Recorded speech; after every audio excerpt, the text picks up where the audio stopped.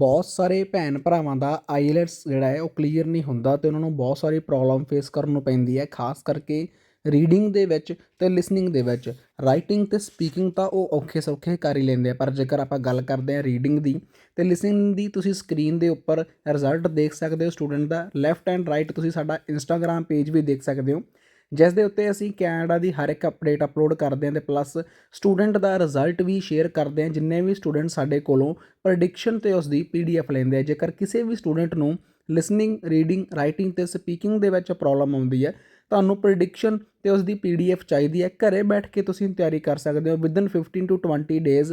ਜੇਕਰ ਤੁਸੀਂ ਦਿਲੋਂ ਮਿਹਨਤ ਕਰੋ ਤਾਂ ਤੁਸੀਂ ਆਪਣਾ ਐਗਜ਼ਾਮ ਕਰੈਕ ਕਰਕੇ ਸੇਮ ਉਵੇਂ ਦਾ ਰਿਜ਼ਲਟ ਲੈ ਸਕਦੇ ਹੋ ਜਿਵੇਂ ਨਾ ਤੁਹਾਡਾ ਇੱਕ ਡਰੀਮ ਹੈ, ਜਿਵੇਂ 7.5, 8, 9 band.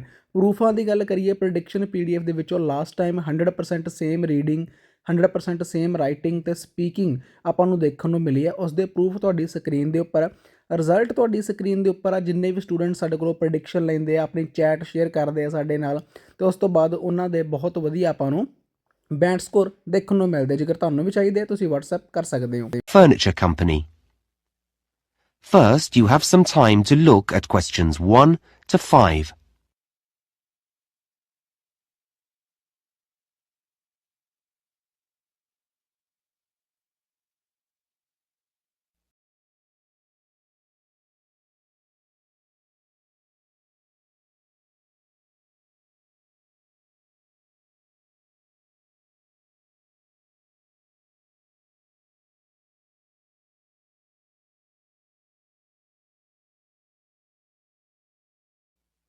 Now we shall begin.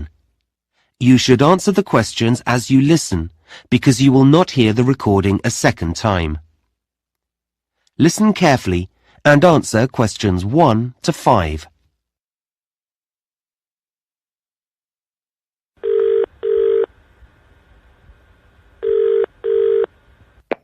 Good afternoon, KT Furniture. Can I help you? Oh, hello. Yes, I'm setting up a new office and I don't have internet access yet, but I'd like to place an order for some furniture. That's fine. You can do it over the phone and I can fill in the form for you this end. Oh, great. Thanks. I just need to take a few customer details first, if that's okay. Yes, fine. What name is it? My name? Yes. Oh, it's Sue Brown. Sue Brown. Thanks. And what's the name of your company, Miss Brown? It's a clothing company. It's called Dress Your Best. Okay, I'll just note that down. Dress for best. No, your best. Oh, right. Got it. So you make smart clothes? Yes, formal dress for weddings and special occasions.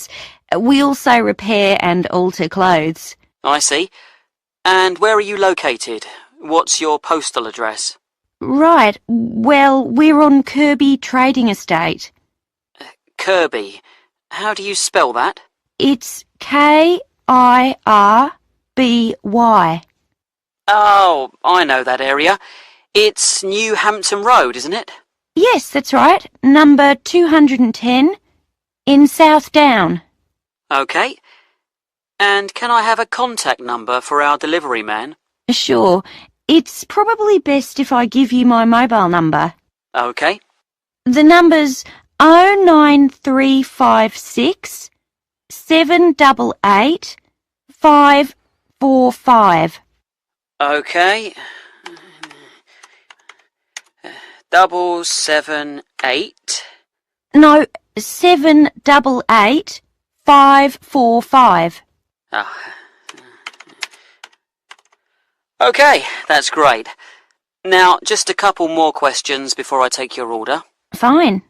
We have 2 delivery dates this month, and you should be able to have either. When are they? Well, there's one on the 16th of the month, but there's a charge of $40 for that one. Oh, that's a lot. Or there's option 2, which is the end of the month. I'll have to confirm the date later, and that's a free delivery. I'll take option 2, thanks. I don't want to pay a charge. Okay, I'll note down no charge. We haven't organised the office yet, so there should be plenty of time. And lastly, you don't have an account with us, so how would you like to pay? I'll pay by credit card. Okay. Will that be Visa? Is American Express okay? Absolutely fine. Before you hear the rest of the conversation, you have some time to look at questions 6 to 10.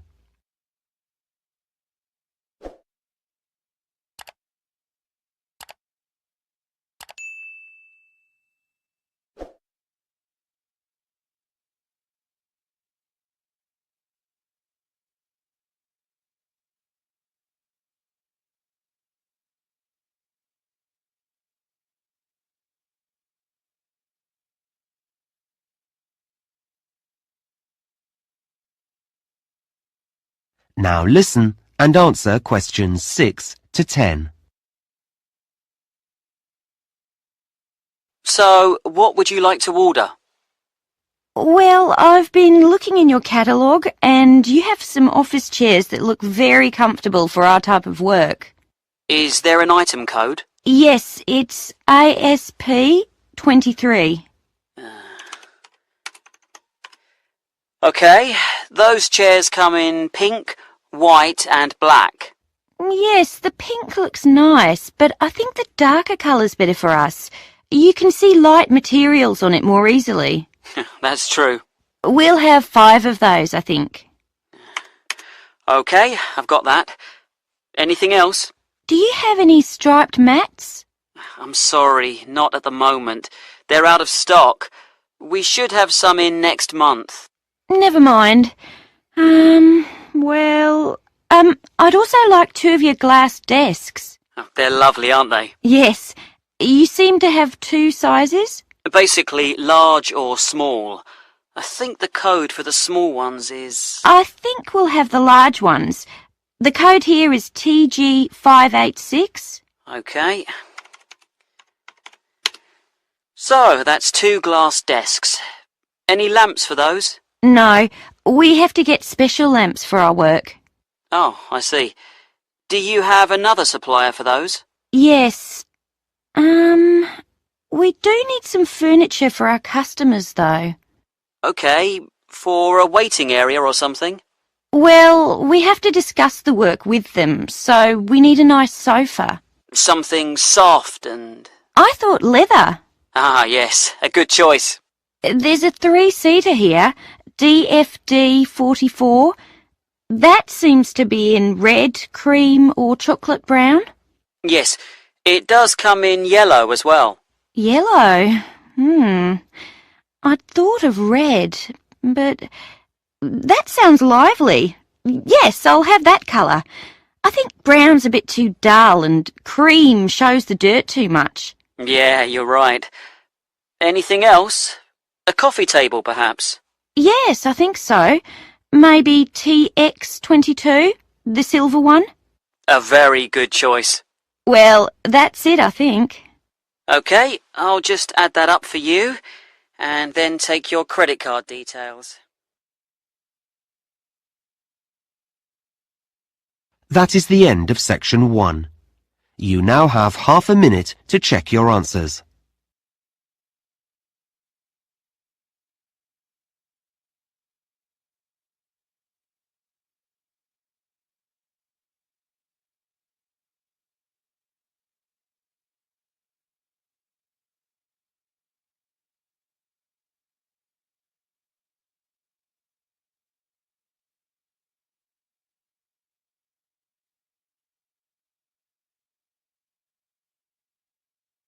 Now turn to section 2. Section 2. You will hear someone talking on the radio about a running event. First, you have some time to look at questions 11 to 17.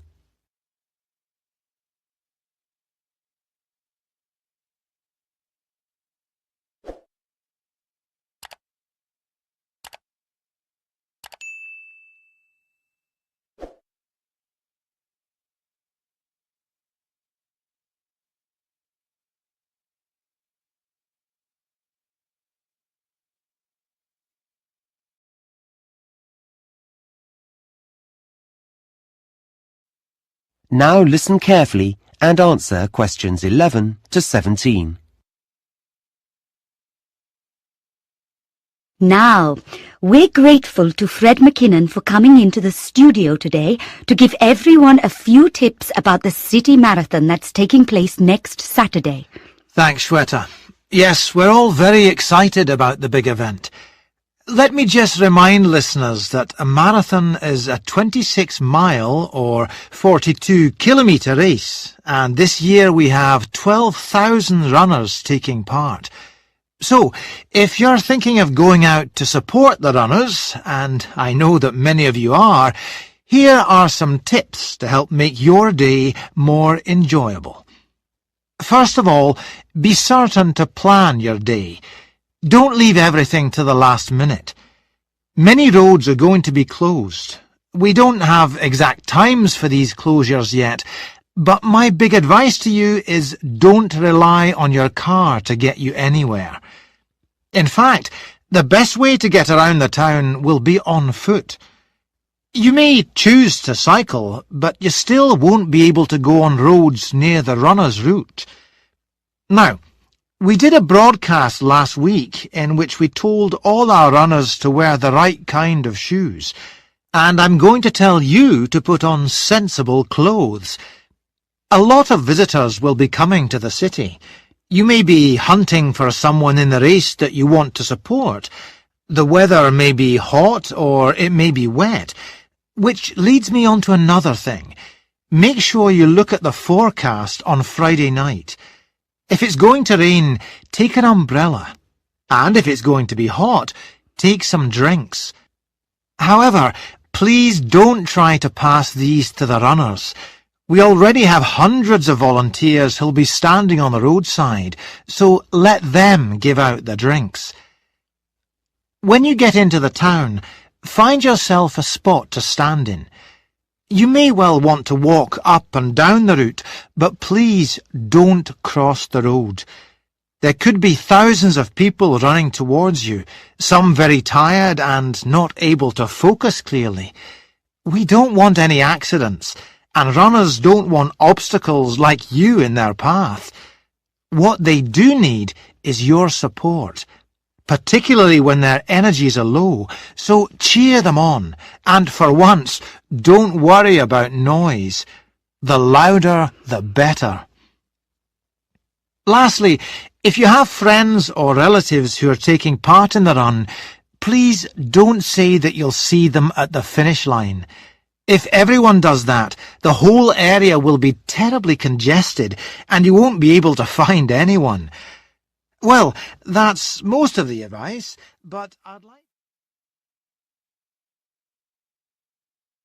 Before you hear the rest of the talk, you have some time to look at questions 18 to 20.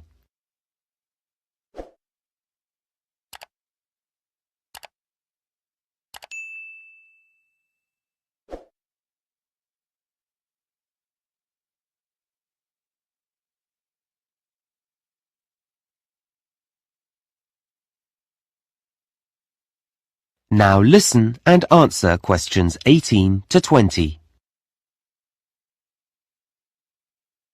Now, I mentioned transport earlier, and I've just got a few more bits of information about travel on the day. As I said before, roads in the town centre will be closed, but if you need to be picked up at your home, then you could take a taxi some of the way. Unlike the trams and trains, however, they'll be held up on the roads, so passengers shouldn't expect them to be as punctual as they normally are. Don't be put off by this, though.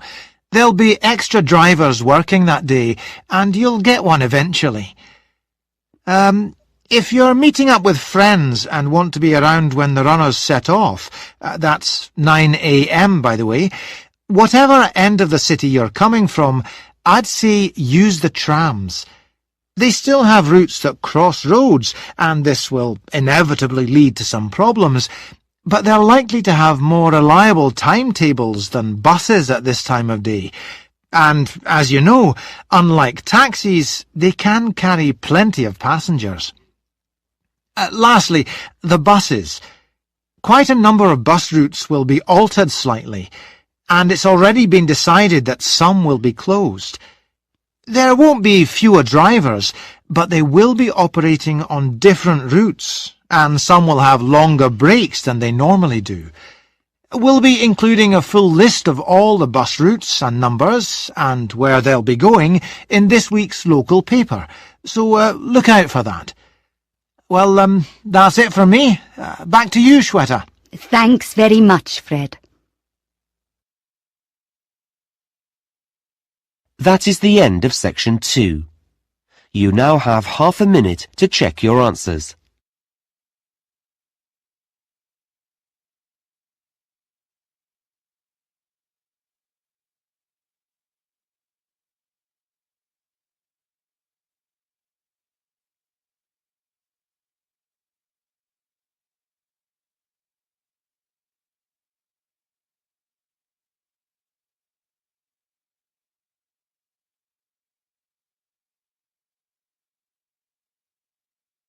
Now turn to section 3. Section 3.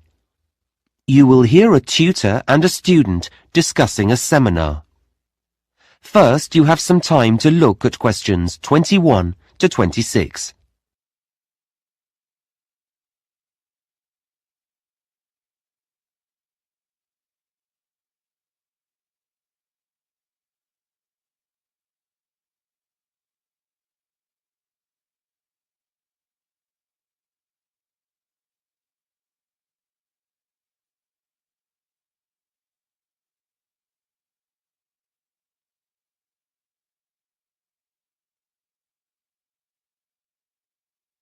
Now listen carefully and answer questions 21 to 26.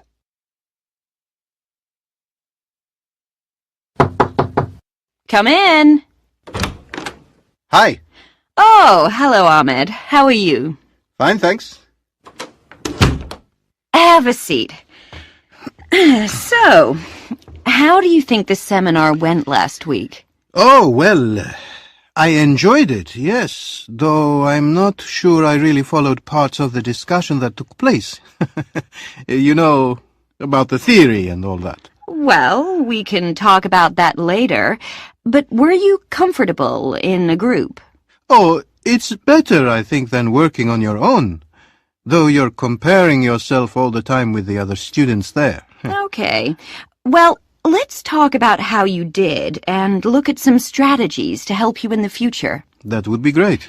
Now, one of the things that students often overlook when they go to seminars is that you do need to prepare for them.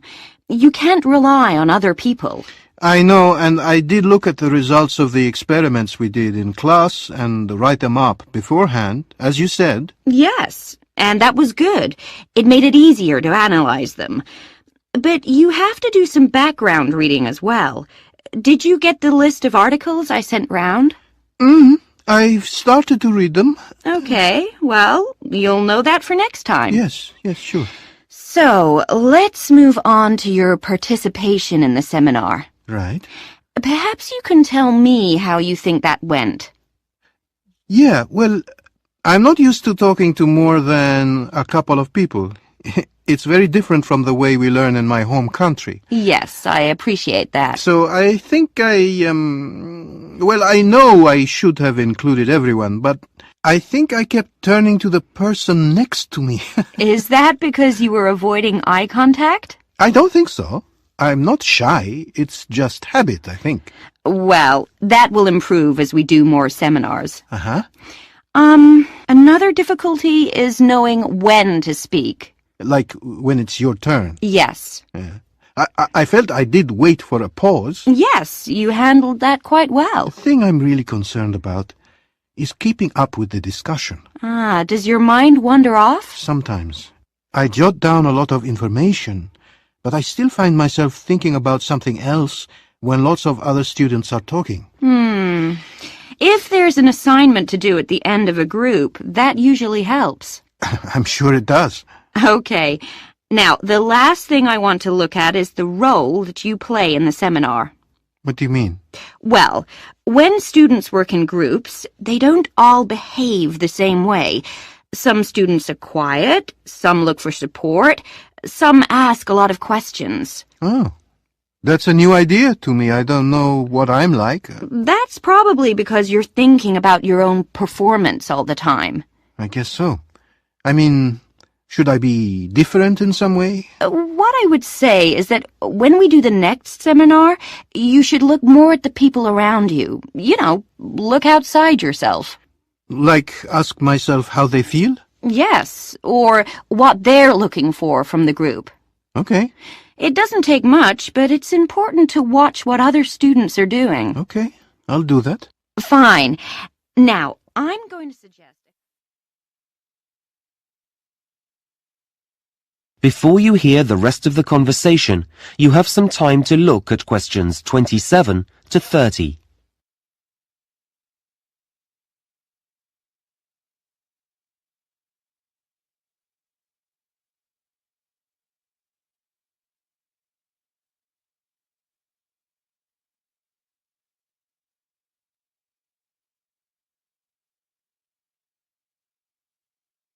Now listen and answer questions 27 to 30.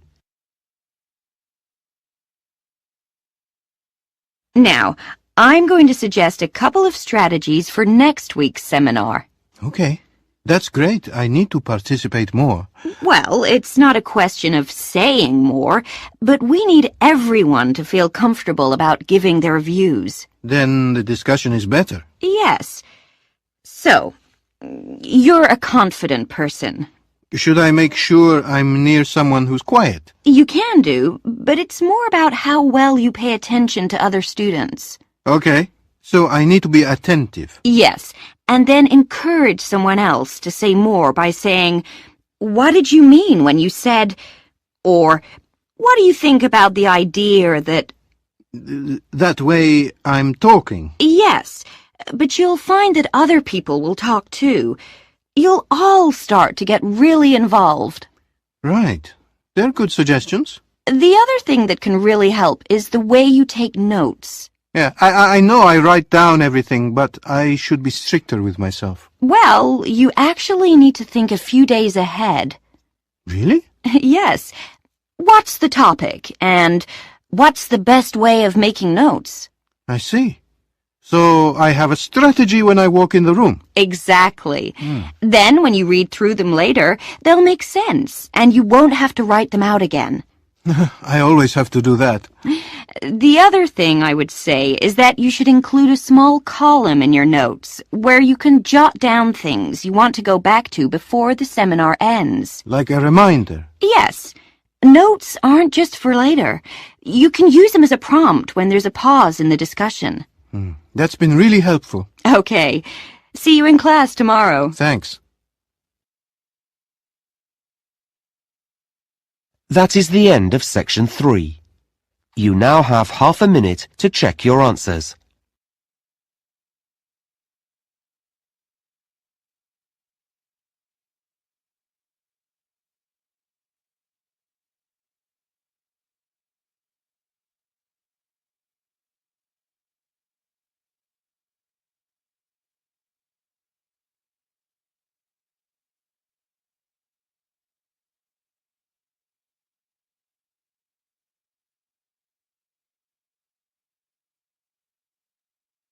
Now turn to section 4.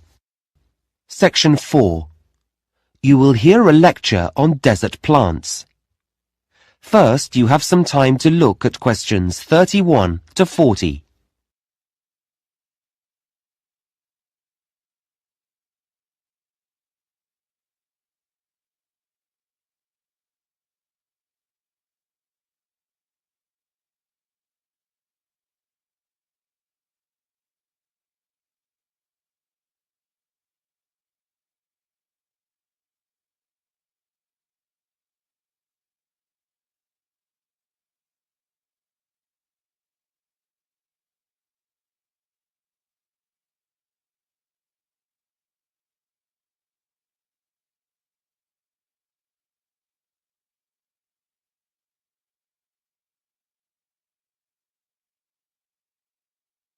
Now listen carefully and answer questions 31 to 40.